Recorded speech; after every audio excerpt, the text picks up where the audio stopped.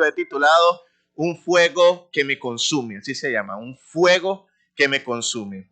Y es que en la vida uno ve que las personas hacen muchas cosas. Usted probablemente se levanta en la mañana, ves que el vecino sale, de pronto corta el césped, se monta en su carro, va a trabajar, llega a tal hora, vas al parque, ves los niños jugando, tu esposa está cocinando y tú ves que la gente hace cosas. Pero la gran pregunta es, ¿qué hace que las personas hagan la cosa?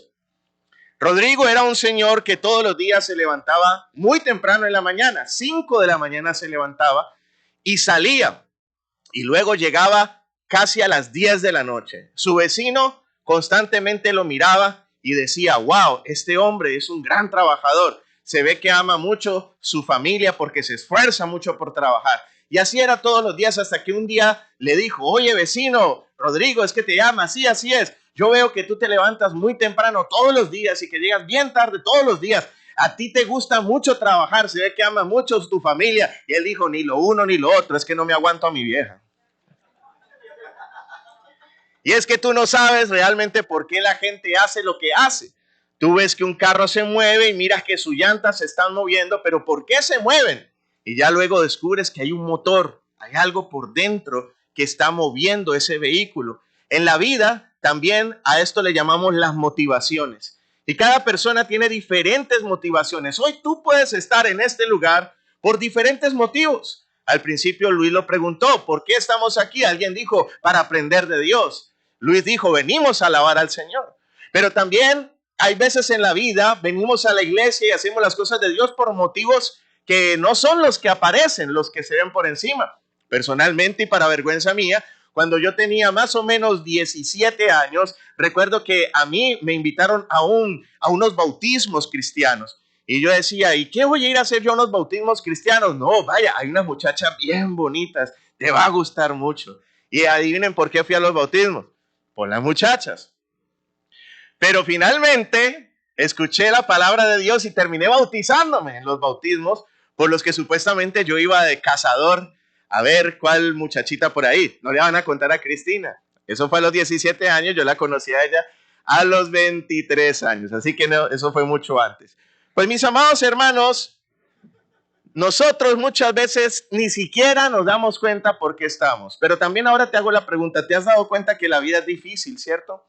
¿Te has dado cuenta que tú cuando eras niño decías, yo quiero ser astronauta, quiero ser piloto, quiero ser bombero? O las señoras decían, no, yo quiero casarme con un hombre, un príncipe azul, con una casa grande. Yo me imagino que ese varón me va a recibir en la casa y me va a tener el desayuno hecho, me va a hacer masaje de las piernas. Y mentiras, te casaste con una bestia. Y no era nada de lo que tú te imaginaste. No le digo que levante la mano a las hermanas porque no quiero causar problemas. Pero seguiste adelante. ¿Qué fue lo que hizo que siguieras adelante? Y muchas veces entonces nosotros hemos creído que, ok, si llego a ser cristiano, si me entrego al Señor Jesucristo, la vida se va a arreglar. Y hay veces, tristemente, hasta ese sermón se ha predicado en ciertos púlpitos donde dicen, ven al Señor Jesucristo y se te irá la enfermedad. Ven al Señor Jesucristo y tu marido rebelde volverá a la casa. Ven al Señor Jesucristo y ya no te van a dar ganas nunca más de drogarte y nunca más te van a dar ganas de tomar alcohol. Todo se te arreglará, todos tus problemas se solucionarán. ¿Es eso verdad? Pues mis amados hermanos, cada uno de nosotros tenemos luchas en la vida. Y uno podría decir, bueno, los que estamos sentados en la silla, los que somos cristianos promedio, pues es normal que luchemos, pero ¿un pastor? Y hoy te quiero hablar de un profeta. A los que ya tienen tiempo en el evangelio saben cómo le decían a Jeremías, ¿el profeta qué? El profeta llorón. Y no era porque picaba cebolla todos los días, no, sino porque en realidad Jeremías vivió en un tiempo bastante complicado en su vida. Y ahí en el libro de Jeremías vamos a encontrar algo bien tremendo que le estaba sucediendo a él. Jeremías desde muy joven fue llamado por Dios. Dios lo llamó, usted puede leer su llamamiento en Jeremías capítulo 1. Y usted puede ver que el Señor se le manifestó, le dijo, a ti te he llamado y te he hecho profeta a las naciones. Jeremías, como la mayoría de nosotros, dijo, yo no puedo hacerlo. Yo soy un niño. Y Dios le dijo, no digas que eres joven porque yo pongo la palabra en tu boca y voy a estar contigo, te respaldaré, los enemigos caerán delante de ti y te pongo para que vayas frente a los reyes. Así que Jeremías entonces luego vio una visión de una olla hirviendo que se derramaría sobre el pueblo. Después de que él vio que el mismísimo Dios era el que lo estaba invitando y que además de eso él sabía que venía un gran castigo sobre la tierra y que él había visto los juicios que venían por el pecado sobre la tierra, entonces él se puso las pilas y empezó a predicar el evangelio. Y aquí yo te hago una pregunta. ¿Crees tú que Dios te está llamando?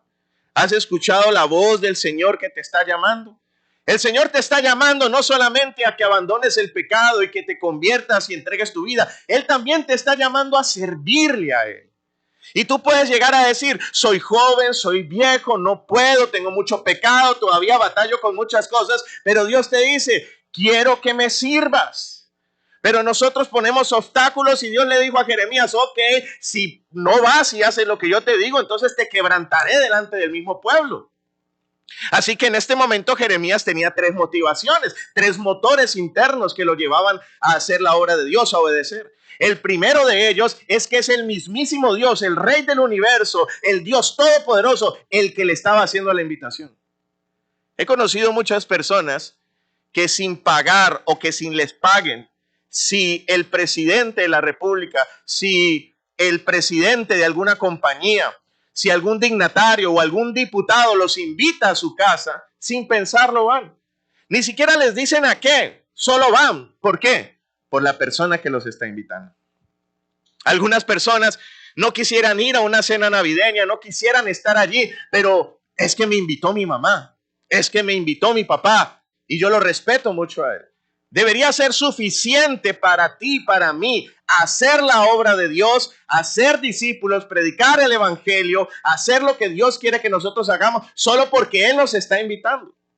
Pero ¿sabes qué es lo que pasa? Que hay veces nosotros no creemos realmente y no valoramos realmente al Dios que nos está invitando.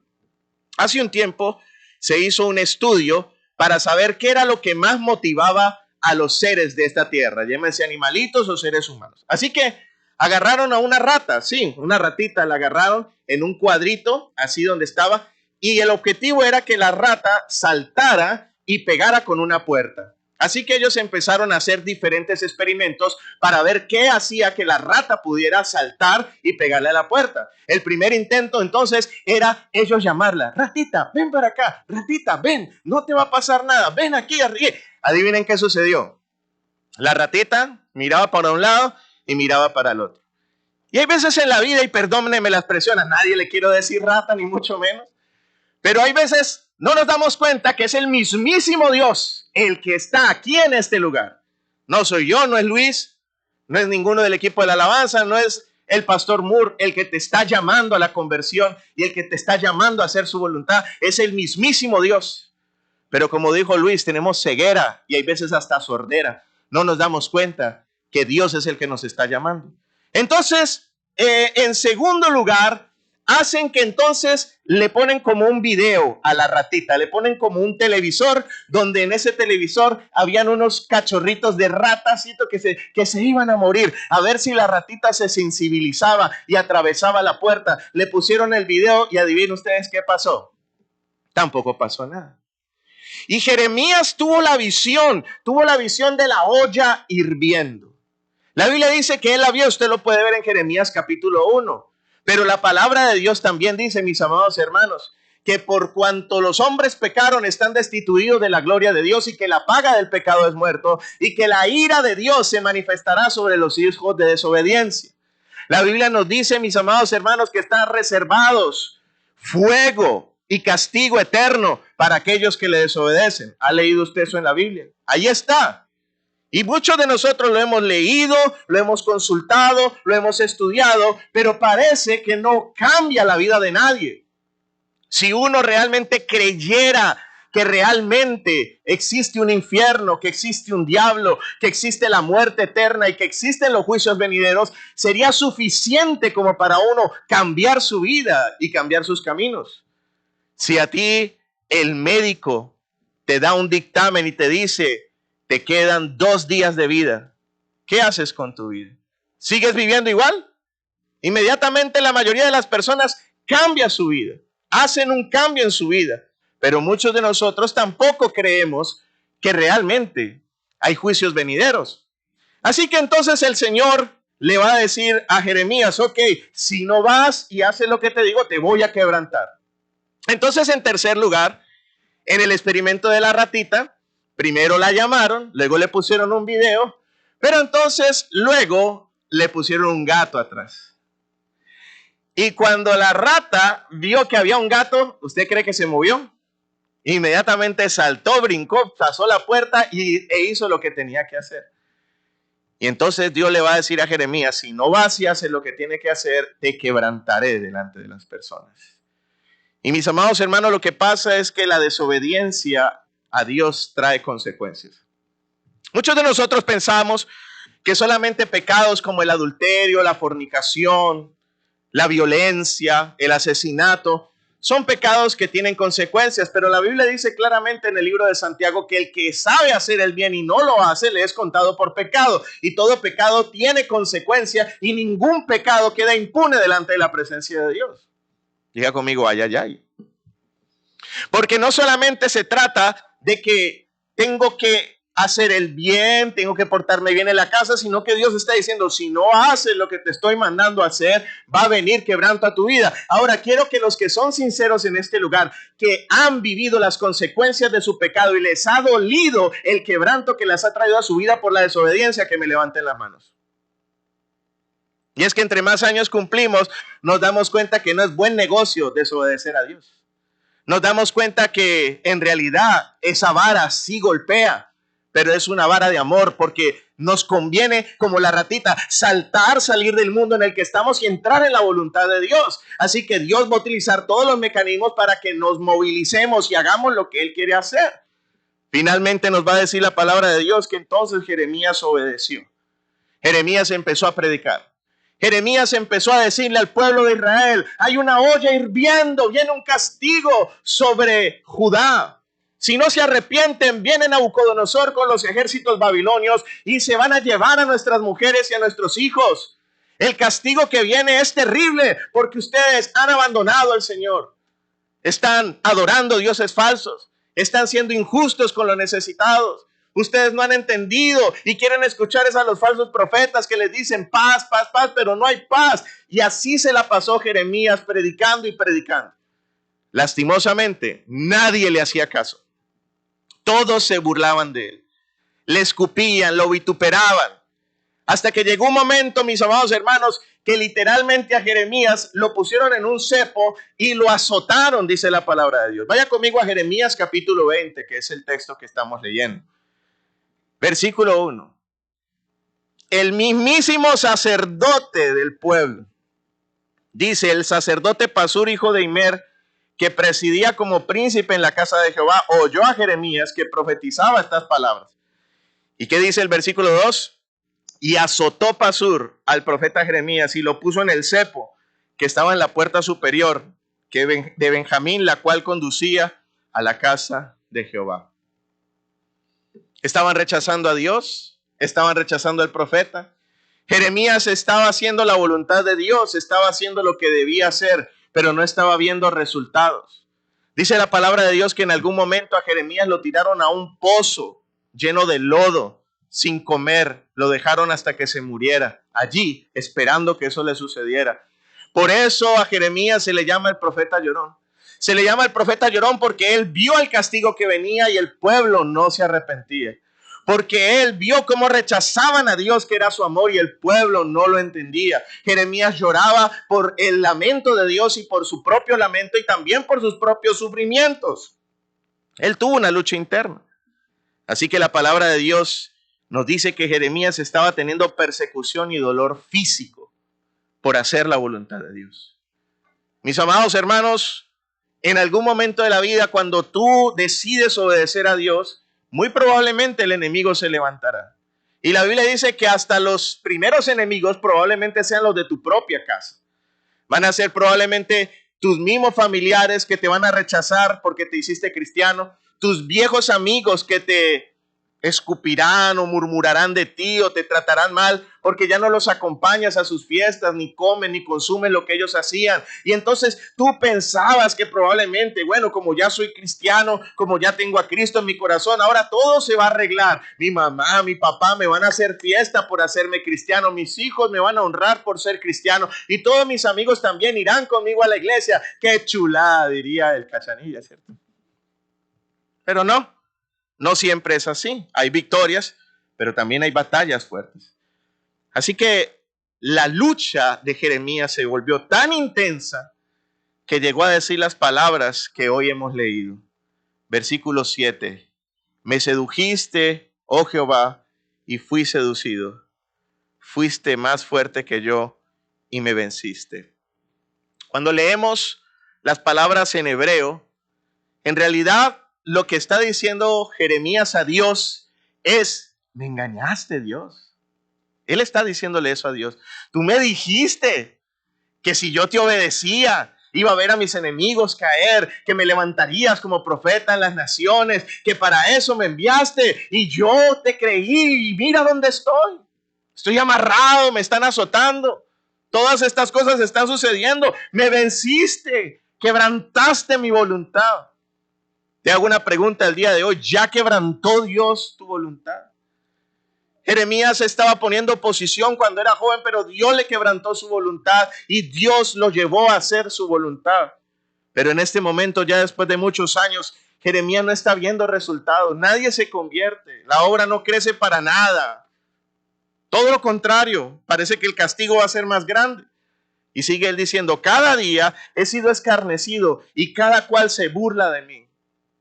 Se supone que me deberían honrar, se supone que me debían respetar porque ahora soy cristiano, se supone que me deberían hacer la venia, pero todo lo contrario, se burlan de mí, me dicen el payaso, el aleluya, el pandereta, el evangélico. ¿Cómo te han dicho a ti? Y entonces llega un momento en el que uno se siente mal. En Colombia decimos se achicopala, en México dicen se agüita, ¿cierto? Se te bajan las alas. ¿Por qué? Porque no ves un respaldo. Versículo 8, porque cuántas veces hablo y doy voces y gritos, sí, hago lo que tú dices, violencia y destrucción, pero la palabra de Jehová ha sido para afrenta y escarnio cada día. Les predico y se burlan de mí. Les predico y me dicen que perdí los sesos. Les predico y me dicen que me lavaron el coco. Les predico y todo lo contrario. No veo ningún resultado. Soy una burla, soy el payaso del pueblo y soy dizque un profeta de Dios. En este momento Jeremías está en un proceso de depresión. Jeremías está en un momento en el que las emociones empiezan a gritar. ¿Te ha pasado eso? ¿Te ha pasado cuando tú has tenido tantos problemas con tu esposo que ya no aguantas más y tus emociones empiezan a gritar? Y tus emociones empiezan a decir: no sirves para nada, no te aman, eres fea. Empiezas a escuchar tus emociones que te juzgan y que te recriminan internamente. Pues a mí me ha pasado, y con todo y lo pastor que soy, y que desde los 17 años sirvo al Señor. En algunos momentos de la vida, cuando la frustración, cuando las cosas no están saliendo como nosotros esperábamos, entonces escuchamos unas voces internas que levantan el puño contra el cielo y que dicen: ¿dónde estás, Señor? ¿Dónde están tus promesas? ¿Dónde está tu respaldo? ¿Dónde está tu provisión? Y entonces nos abruman esas emociones internas y nos llevan a decir, a hacer todo tipo de cosas. Jeremías sigue diciendo: oh Señor, hablo en tu nombre y soy un escarnio. Pero el versículo 9 nos dice: y dije, no me acordaré más de él, ni hablaré más en su nombre. En términos de boxeo, tiro la toalla. No va más. ¿Qué ha pasado a ti? Se acabó este matrimonio. No aguanto más. Me voy. Firmo ese documento. Me voy de la casa. Me voy de la ciudad. No vuelvo a la iglesia. No vuelvo a tomar una Biblia. No vuelvo a orar ni vuelvo a alabar. Porque todo lo contrario, solo estoy viendo fracaso en mi vida. Se supone que las cosas deberían ser diferentes, pero no lo estoy viendo. Las emociones están tan fuertes en mi interior que definitivamente el mismísimo Jeremías dijo: no voy más, no me acordaré más de él, no me quiero acordar más de Dios. Este siervo que está aquí delante de usted, en su juventud a los 19 años, sirviendo al Señor en la iglesia, tuve una decepción amorosa. Uno de mis grandes defectos es que siempre fui muy enamoradizo. Desde muy pequeñito ya. Recuerdo que tenía 7 años y ya tenía yo disque novia. Gracias a Dios mis hijos no salieron así. Y yo andaba siempre enamoradizo. Así que en la congregación recuerdo que llegó una jovencita a la iglesia. Eso fue mucho antes de conocer a Cristina. No se vayan con el mitote. Y yo puse los ojos donde no los debía poner. No era cristiana. Pero cómo somos de vivos, ¿no? Entonces ella llegó y yo le pregunté a mi pastor: pastor, ¿será que puedo acercarme a la muchacha y que sea mi novia? Y el pastor me abrió la Biblia como todo buen pastor y me dijo: no os unáis en yugo desigual con los incrédulos. El hecho de que ella esté yendo a la iglesia no significa que ella sea cristiana. ¿Cómo que no, pastor? O es que vaya casi en el parqueadero y eso lo convierte en un Mercedes-Benz a usted. Ok. Mira el que está a su lado si tiene cara de bocho o de Mercedes-Benz o de qué. Entonces yo: no, pastor, yo la disipulo, yo le enseño, yo oro por ella, yo clamo, yo me gano esa alma. Ay, esa alma. Yo no quería ningún alma, yo quería ir al cuerpo de ella. ¿Y qué pasó? Que finalmente desobedecí al Señor.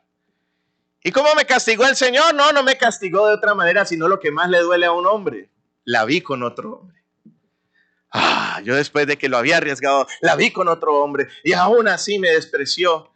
Y en ese momento yo, imagínese, dice la Biblia que el impío comete el mal y le echa la culpa a Dios. Y yo: Señor, ¿por qué lo permitiste? Imagino Dios en el cielo: ¿no te dije a través del pastor? Pero como no quieres entender, ¿cierto? Y luego vienes llorando, ¿no? Si fuera mexicano hubiera hecho Dios así.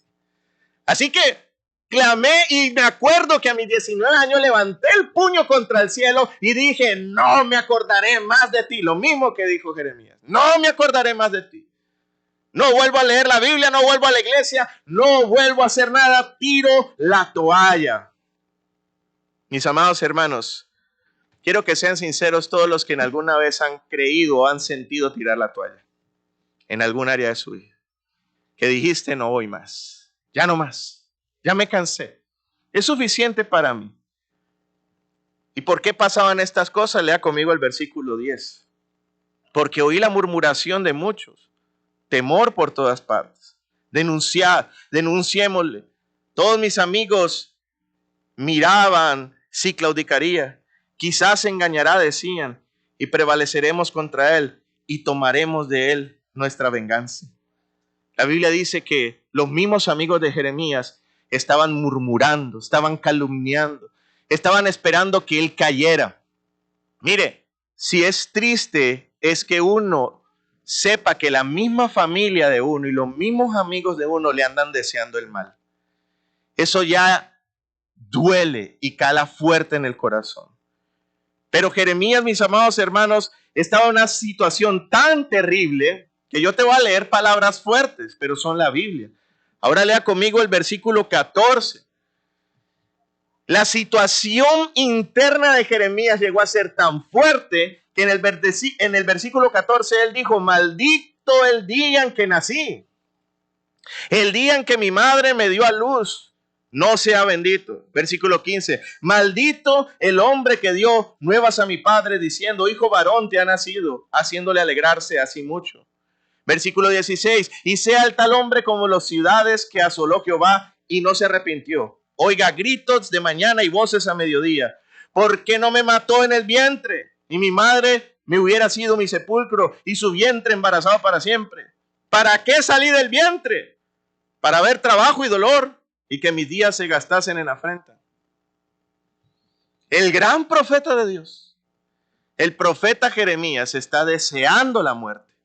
Está deseando no haber nacido, al punto de maldecir el día en el que él nació. Y no fue solamente Jeremías, también le pasó a Elías, que entró en un proceso de tanta tristeza que deseó morir, pero también le pasó a Job. El capítulo 2 de Job es un salmo completo. Job diciendo, maldito el día en que nací. Hasta los grandes hombres de Dios en algún momento de su vida llegan a soltar su corazón y a dejar desbordar sus emociones, pero aquí hay una gran diferencia: lo hicieron en la presencia de Dios. No lo hicieron en la calle, no lo hicieron delante de la suegra, no lo hicieron delante de su mejor amigo, no lo hicieron delante de ningún mortal, lo hicieron delante de Dios. Ellos fueron a la presencia de Dios y le dijeron cómo se estaban sintiendo. Y la pregunta que te hago el día de hoy es: ¿cómo te estás sintiendo? Muchos de nosotros nos metemos en una careta de religiosidad. Todo está bien, bendecido para bendecir, no pasa nada. Pero tú sabes que en tu cama lloras. Tú sabes que te sientes solo. Tú sabes que hay veces escuchas sonidos en tu casa y te da miedo. Tú sabes lo que está pasando en tu vida. Y hay que abrirse ante la presencia de Dios. Pero yo no te voy a hablar el día de hoy de la depresión, ni te voy a hablar de los días difíciles, sino más bien cómo hizo Jeremías para superarlo. ¿Cómo hizo Jeremías para seguir adelante sin ver resultados? ¿Cómo hizo Jeremías para ver que todo iba de mal en peor, que su misma familia lo abandonaba, que sus mismos amigos murmuraban de él, que el pueblo no se arrepentía, que el mismo sacerdote que era la autoridad del pueblo lo tenía encarcelado y que le estaba azotando la espalda, y lo único que le quedaba a él era que Dios le había dicho que predicara ese mensaje? ¿Qué hacer para seguir adelante cuando todo está en nuestra contra? La clave, mis amados hermanos, la encontramos allí en el versículo 9. Vamos a leerlo nuevamente. Jeremías 29. Y dije, no me acordaré más de él, ni hablaré más en su nombre. Ahora diga, mire lo que él dice. No obstante, diga conmigo, no obstante. Aquí está el gran pero. Había en mi corazón como un fuego ardiente metido en mis huesos.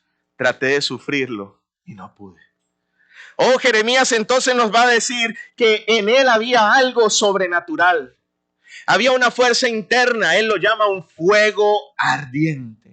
Y él decía, mis emociones están tan oscuras, estoy tan frío, siento tanta liviandad, siento tantos vientos contrarios que yo quisiera resistir ese fuego. Yo quisiera resistir esa voz que me dice, sigue adelante. Yo quisiera resistir esa voz que me dice, cree en mí. Yo quisiera resistir esa voz que me dice, sigue yendo a la iglesia, sigue orando, sigue perseverando. Yo quisiera resistirla, pero no puedo porque es un fuego más grande que yo. Es un fuego más grande que el diablo, es un fuego más grande que todas las legiones satánicas que se quieran levantar contra uno, que todo espíritu de depresión, de angustia, cualquier cosa que se levante. Cuando hay un fuego interno de Dios, ese fuego le gana lo que sea. Mis amados hermanos, ese fuego fue el que le salvó la vida, por decirlo así, a Jeremías, para que él siguiera adelante en esos momentos difíciles. Pero la gran pregunta es, ¿qué es ese fuego? Y finalmente, ¿tendrás tú ese fuego? Así que para saber más o menos de qué se trata ese fuego, acompáñenme a Lucas capítulo 24, versículo 32. Lucas 24, 32. En este caso, el Señor Jesucristo había resucitado y se le apareció a dos de sus discípulos. Estaban en el camino. Ellos no sabían que estaban hablando con Jesús. Ellos estaban discutiendo porque Jesús había muerto y se supone que el Mesías no debía morir. Que el Mesías, que Cristo había dicho que iba a resucitar, pero ya era el tercer día y no había resucitado. Así que Cristo resucitado les abrió la Biblia y les empezó a demostrar a través de las Escrituras que el Cristo tenía que morir y resucitar. Y luego cuando llegaron a una casa, Jesús se sentó con ellos. Ellos no sabían que él era Jesús. Tomó el pan, lo partió, y cuando ellos vieron que partió el pan de una manera especial, como solo lo hacía Jesús, Jesús se desapareció. Y cuando Jesús se desapareció, dicen que ellos dijeron lo siguiente, Lucas 24, 32, y se decían el uno al otro, ¿no ardía nuestro corazón en nosotros mientras nos hablaba en el camino y cuando nos abría las Escrituras? Ese fuego que empezó a arder en estos dos discípulos, Cleofas y el otro, fue cuando el mismo Señor les empezó a abrir los ojos de que la Biblia es verdad, de que las promesas de Dios eran verdad, de que lo que se decía en las escrituras, Cristo lo cumplía. Y cuando ellos empezaron a entender, empezó a arder el fuego en sus corazones. Y probablemente en algún momento de tu vida, ese fuego también se encendió en ti.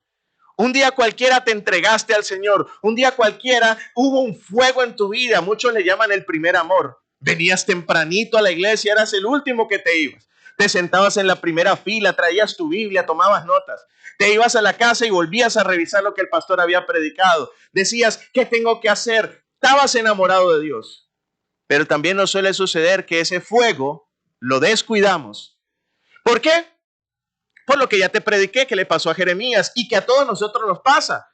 Tarde que temprano empiezan los problemas. Tarde que temprano llegan los biles, las cuentas, los pagos. Tarde que temprano llegas a la iglesia y la hermana te mira mal. ¿Cierto? La hermana que parece limón exprimido. La que bautizaron con agua pero de batería de carro. Y empiezas a decir, pero ¿por qué me mira feo? Y de pronto en cualquier momento el pastor o algún hermano está aquí al frente y dice una palabra y tú, uy, me está hablando a mí, sí, me está exponiendo. Y la tomas personal. Y vas al trabajo y también te tratan mal. Entonces te empiezas a desanimar. ¿Recuerda que le pasó a quién? A Jeremías, le pasó a Elías, le pasó a Job, pero también le pasó a Timoteo. Timoteo, el discípulo del apóstol Pablo. Por eso en 2 de Timoteo capítulo 1 versículo 6, Pablo le dice a Timoteo, por eso te aconsejo que avives el fuego del don de Dios que hay en ti por la imposición de mis manos. Aviva ese fuego. Ahora yo quiero hacer una pregunta en este lugar. ¿Alguien aquí cree en Jesucristo? ¿Alguien aquí cree que Jesucristo murió en la cruz por el perdón de sus pecados? ¿Alguien aquí cree en la resurrección de los muertos? ¿Alguien aquí cree que Cristo volverá y juzgará a los vivos y a los muertos? ¿Alguien aquí cree que la sangre de Jesucristo nos limpia de todo pecado? ¿Alguien aquí cree que el Espíritu Santo fue derramado sobre la iglesia para darnos poder para hacer su obra? Si usted está diciendo amén y lo cree de verdad, ese fuego está en usted. Dígale al que está a su lado, el fuego está en ti. Pero ¿qué es lo que sucede? Es probablemente se está enfriando ese fuego. Es una chispita que parece como cuando se va el gas, ¿no? Parece que como que sopla algo, pero ya no sale lumbre, ya se está yendo. Y ahí es donde entonces Jeremías está sufriendo, está diciendo no voy más, pero ahí estaba la chispita. Como cuando el boiler está en piloto y está ahí solamente un poquito ahí de chispa. Así que Jeremías va a tomar leña, va a agarrar leña espiritual para encender ese fuego, y es lo que hoy te quiero decir en el nombre del Señor Jesucristo. Esta palabra el día de hoy te puede salvar en el momento en el que tú estés triste y quieras tirar la toalla. Acuérdate que le pasó a Jeremías, acuérdate que él quería tirar la toalla, pero había un fuego sobrenatural, la presencia de Dios que está en ti. Él ha prometido, no te dejaré, no te abandonaré, estaré siempre contigo en las buenas y en las malas, inclusive cuando me quieres dejar, yo no te dejaré, ha dicho el Señor. ¿No te da alegría eso? Así que vamos a leer la Biblia. Jeremías capítulo 20, versículo 11 al 13. En el versículo 11 vamos a recordar que él está diciendo, ya no quiero más, abandono, voy a tirar la toalla. Pero en el versículo 11 él dice, mas Jehová está conmigo como poderoso gigante, dice él. Entonces Jeremías empieza a recordar, Jehová está conmigo. Dios está conmigo. Él está presente. Uno de los nombres de Dios es Yahweh Shammah. Él está aquí. Y quiero decirte que cuando tú empiezas a recordar, Dios está aquí, empiezas a tirarle leña, empiezas a ponerle leña al fuego. Porque tú dices, aunque pareciera que Dios no está, eso no depende de mis emociones. Hay mucha gente que dice, Dios ya se fue porque no siento su presencia. Dios ya se fue porque ya no siento su bendición. Te traigo una noticia el día de hoy. No importan tus emociones, importa la palabra de Dios. Tú puedes sentir que Dios no está y Él está presente. Entonces tú tienes que rebelarte contra tus emociones y tienes que decir: Jehová está conmigo como poderoso gigante. Él no está como un enanito. Él no está como un debilucho chiquito diciéndote a ver cómo te las arregla. No, Jehová está conmigo como un poderoso gigante. Y no importa lo que se esté levantando, si Dios es por nosotros, ¿quién contra nosotros? Le da un aplauso al Señor Jesucristo porque Él pelea por tu causa. Puede ser que estés llorando, puede ser que estés afligido, pero tú vas a recordar: el Señor está conmigo como poderoso gigante. Pero luego Él va a decir: por tanto, los que me persiguen tropezarán y no prevalecerán, serán avergonzados en gran manera, porque no prosperarán, tendrán perpetua confusión que jamás será olvidada. Lo segundo que va a hacer Jeremías en ese momento es recordar la promesa de Dios. Recordar esa promesa. Y quiero decirte el día de hoy que Dios en su palabra tiene más de 5,000 promesas para tu vida. Y bien que sería para ti aprenderte unas cuantas de ellas. Lastimosamente, ¿sabe qué pasa con algunos hermanos? Que como no tienen versículos aprendidos de memoria, cuando van a enfrentar al enemigo, el único versículo que se acuerdan es el que madruga Dios le ayuda. O ayúdate que yo te ayudaré, ¿no? En Colombia decimos: Dios da pan al que no tiene dientes. La Biblia lo dice. No, la Biblia no lo dice. Entonces traes el revólver, pero lo traes sin balas, porque no tienes los versículos aprendidos. Yo he tenido episodios así, mis amados hermanos, inclusive siendo pastor. Hay una novela mexicana muy famosa que se llamaba Los ricos también lloran. Los pastores también se entristecen. Pero en esos momentos, mis amados hermanos, agarro la palabra de Dios. Salmo 121. Y empiezo a decir: alzaré mis ojos a los montes. ¿De dónde vendrá mi socorro? Mi socorro viene de Jehová, que hizo los cielos y la tierra. No dará tu pie al resbaladero, ni se dormirá el que te guarda. Empiezo a recitar la palabra del Salmo 23. Jehová mi pastor, nada me faltará. En lugares de delicados pastos me hará descansar. Y recito la palabra, y recito sus promesas, y recito lo que Él ha dicho. Que puede ser que con mis ojos no lo estoy viendo, pero si lo dijo el Señor es verdad. Y lo empiezo a decir, y le echo leña al fuego, a ese fuego interno, y empieza a acrecentarse ese fuego. ¿Me estoy haciendo entender? Eso es un kit de sobrevivencia para los momentos difíciles. Por eso siempre ten una Biblia a la mano. Siempre ten la palabra. Y cuando estés bien con Dios, que te sientes en el fuego, apréndete Biblia de memoria. Porque esa Biblia te va a salvar en los momentos más difíciles de tu vida. Así que Dios le había dicho a Jeremías: no te preocupes, los malos caerán. No te preocupes, Jeremías. Hay un salmo donde Asaf, que era un cantante, un cantor de David, dice: casi resbalé cuando vi a los impíos prosperar. Cuando los vi comer y engordar y que nada les pasaba. Cuando los veía yo en sus flamantes carros y nosotros los siervos de Dios comiendo tortillas con frijol. Casi resbalé por verlos así. Y a ti también te pasa.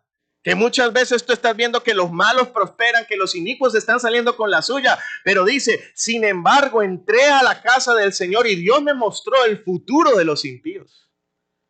Mis amados hermanos, yo vengo de un país donde estuvo el más grande narcotraficante de la historia, Pablo Escobar Gaviria.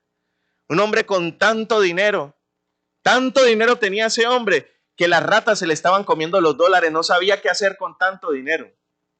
Pero un día cualquiera, por defender su fortuna en un techo de una casa, tratando de pelear con la policía, ahí quedó, abatido.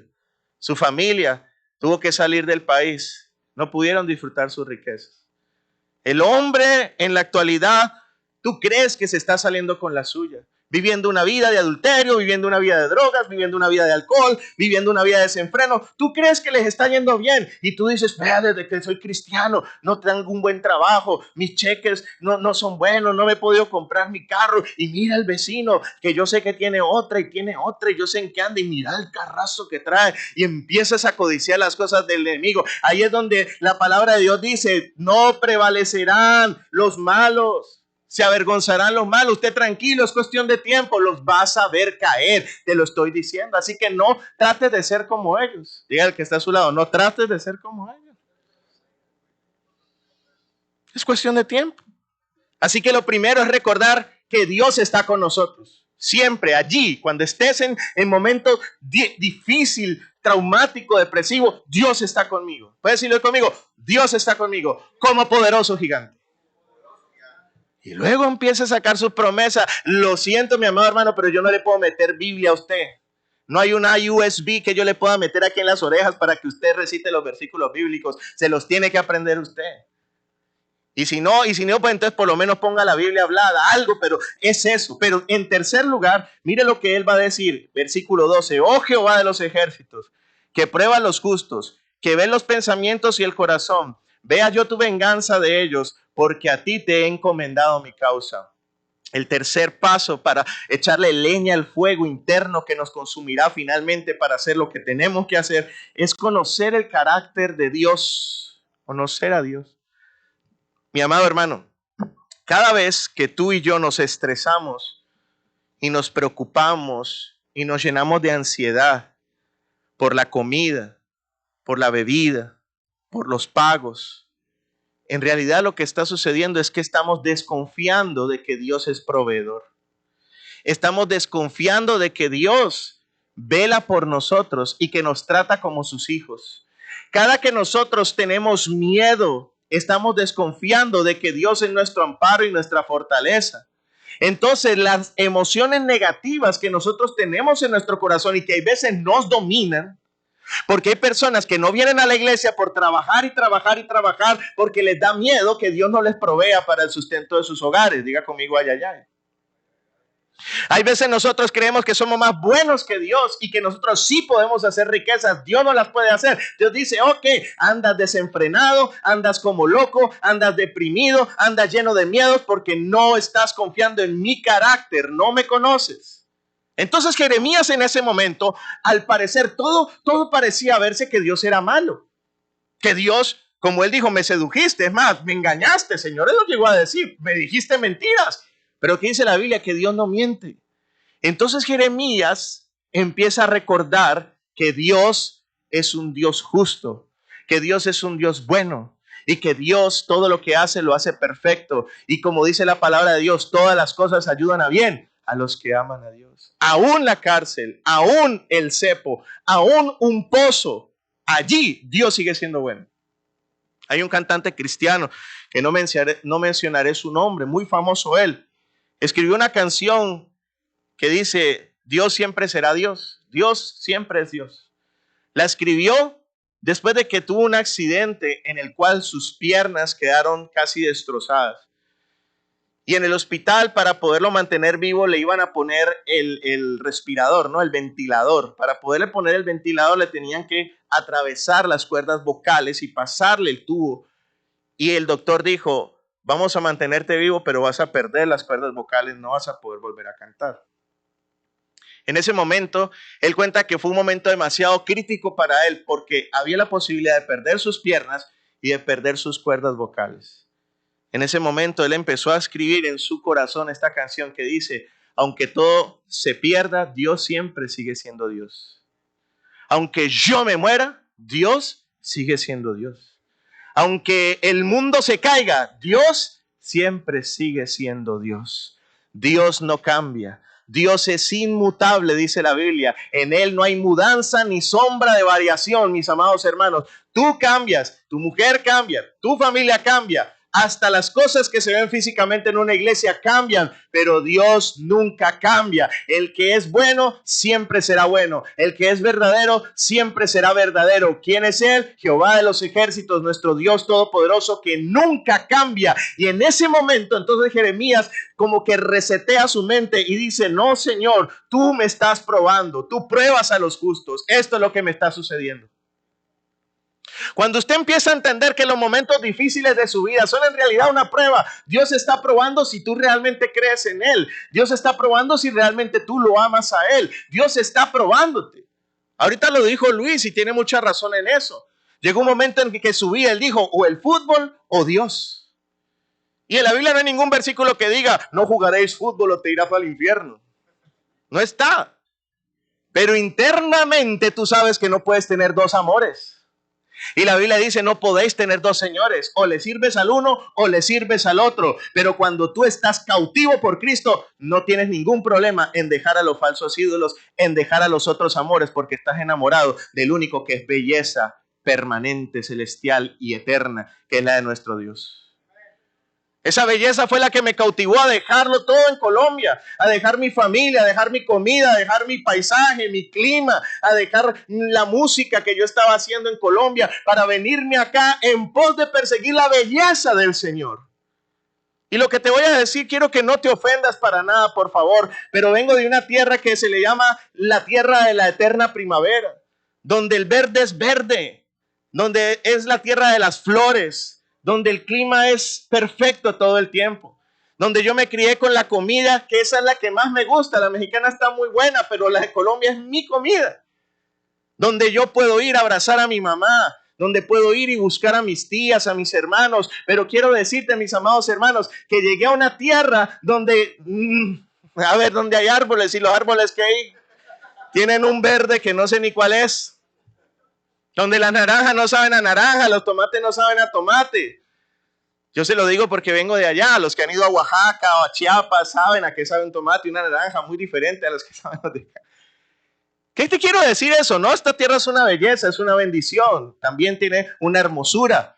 Pero en mi concepción humana yo dije, esto no está bonito. Y Dios me dijo, ahí precisamente vas a contemplar mi belleza. ¿Estás haciendo entender? Hay veces Dios quiere quitarte lo que para ti es bello, es hermoso, lo que tú valoras, lo que para ti es la gran cosa. Y Dios dice, precisamente te quité todo eso porque ese es el velo que no te deja ver mi gloria. Y Jeremías entonces está entendiendo que lo que está pasando aquí es que Dios me está probando. Dios me está probando, pero yo sé que el Señor es un Dios vengador y Él no dejará ninguna injusticia impune. Dios es el vengador de sus hijos. ¿Y qué está pasando en el interior de Jeremías? De la depresión está entrando ¿en qué? En el fuego del Espíritu Santo. De la tristeza está pasando a la alegría. Pero él sigue amarrado, sigue con la espalda lacerada. La gente se sigue burlando de él, pero en su interior hay una revolución. Me estoy haciendo entender. Hay una revolución interna que está pasando en Jeremías, que es la que hace que una mujer esté sepultando a su hijo, a su varón, y todo el mundo diría, ¿cómo lo soportas? Porque Dios es mi fortaleza, porque Dios está conmigo. ¿Cómo es posible que tú sigas con tanto gozo en medio de tu tribulación? Porque Dios es mi esperanza, porque Él me mantiene. Es ese fuego que nos consume. ¿Estamos entendiendo?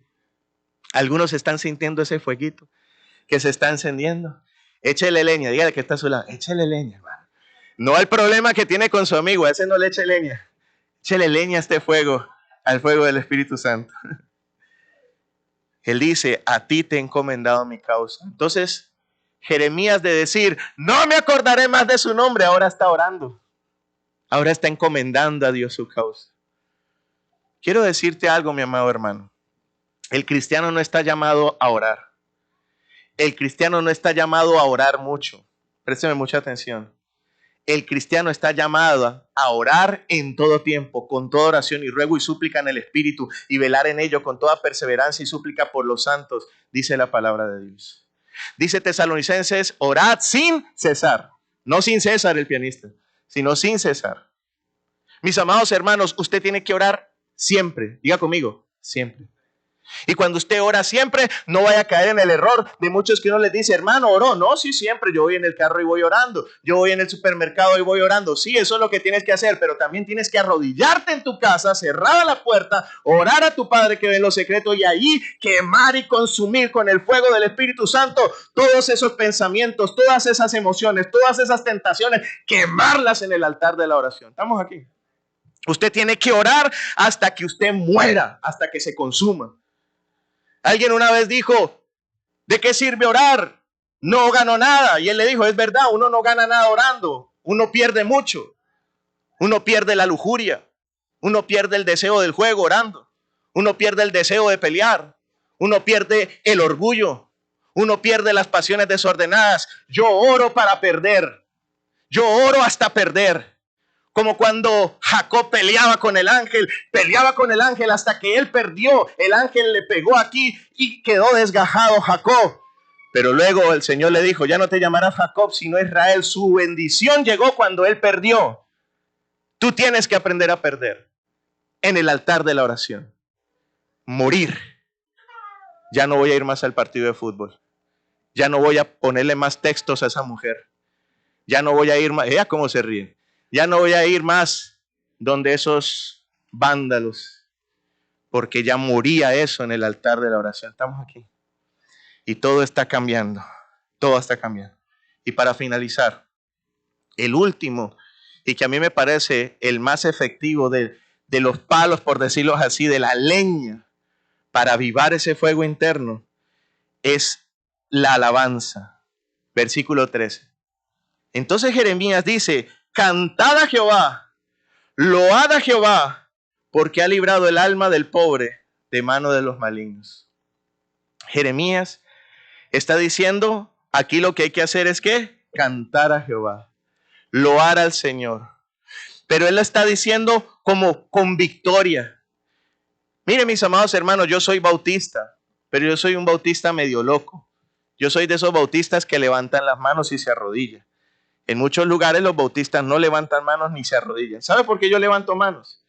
Porque levantar las manos es un símbolo de dependencia. Señor, cárgame tú, cárgame. Como un bebé le dice al papá, cárgame. Levantar las manos también es un símbolo de victoria. Cuando un equipo hace un gol o un home run, usted levanta las manos, usted está declarando victoria. Pero también cuando usted en sus tiempos de malandro lo agarraba a la policía, freeze, usted ¿qué? Levantaba la mano, ¿cierto? Mira cómo se ríe. Yo levanto las manos porque quiero que mi papá me cargue. Yo levanto las manos porque estoy declarando la victoria en Cristo Jesús sobre el pecado, sobre el enemigo y sobre todo lo que se quiere levantar contra mi vida. Y levanto las manos porque Dios también me está diciendo freeze. Y yo me rindo. Yo me rindo. No voy a luchar más. No voy a correr más. Me rindo a tus pies. Y Jeremías está haciendo una alabanza anticipada. Yo lo llamaría una alabanza profética. Él está diciendo, yo ahora no estoy viendo nada que amerite dar un grito de victoria, pero yo voy a alabar a Dios porque sé que Él hará. Porque sé que Él me liberará. Porque sé que Él cumplirá su palabra y por eso lo alabo. Así que yo vengo a la iglesia, Luis, no solamente a alabar a Dios por lo que ha hecho, sino que alabo a Dios por lo que hará. Porque todo lo que Él ha prometido que Él hará es verdad. Y Dios dice en su palabra que en Cristo somos más que vencedores, que ni la vida, ni la muerte, ni ángeles, ni principados, ni potestades, ni lo presente, ni lo porvenir, ni lo alto, ni lo profundo, ni ninguna otra cosa creada nos podrá separar del amor de Dios que es en Cristo Jesús. Y si Dios nos ama y si Él es por nosotros, ¿quién contra nosotros? Así que de esta saldré en el nombre de Jesús. Y allí usted sigue llorando, sigue con las deudas encima, sigue con la fiera, con su esposa, señalándolo. Todo parece igual, pero usted está en el fuego de Dios y usted está mirando la vida con los ojos de Dios y usted sigue adelante un día a la vez, encendiendo ese fuego hasta que sea el día en el que nuestro corazón deje de latir y ese fuego se junte con el fuego eterno, que es el fuego de nuestro Dios. Dígale al que está a su lado, aviva el fuego. Ponle leña, mi amado hermano. Ponle leña. Dios está contigo. Póngase sobre sus pies. Hagamos una oración. Padre, te damos gracias por tu palabra. Gracias por los días buenos, los días de victoria. Pero gracias también por los días que parecen malos. Los días donde nos traicionan, donde nos dejan solos, donde murmuran de nosotros. Los días donde nos fallan, los días donde nos duele, los días donde nos enfermamos, los días donde nos dejan solos. Gracias, Señor, porque aún en esos momentos tú estás con nosotros, Señor. Y el día de hoy, Padre amado, sabemos que hay veces las emociones nos quieren embargar y nos quieren conducir a abandonar, a dejar, a tirar a un lado, a tirar la toalla. Pero hoy como Jeremías hay un fuego en nuestro interior y es tu presencia, Señor. Es tu Santo Espíritu, es tu palabra. Y hoy tomamos la decisión de echarle leña a ese fuego, alabándote, orándote, declarando tu palabra, declarando tus promesas, declarando que tú estás con nosotros. Porque si tú lo dices, es verdad, Señor amado. El enemigo nos quiere juzgar, nos quiere afrentar. Inclusive personas también lo quieren hacer, pero tú estás con nosotros. Ayúdanos, bendito Dios, a mantenernos en la esfera del Espíritu y a mantenernos en el fuego de tu Espíritu Santo, para de esa manera, Señor, persistir hasta el final, Señor, porque sabemos que los días son difíciles, pero contigo todo es posible, porque para el que cree, todo le es posible. Te doy gracias, Señor, porque tú estás en este lugar y porque tú estás encendiendo esa llama, y te ruego un incendio de tu gloria y de tu poder sobre este pueblo que tanto lo necesita, y yo también, porque tuyo es el reino, el poder y la gloria por los siglos de los siglos. Amén. Amén. Dele un aplauso al Señor Jesucristo.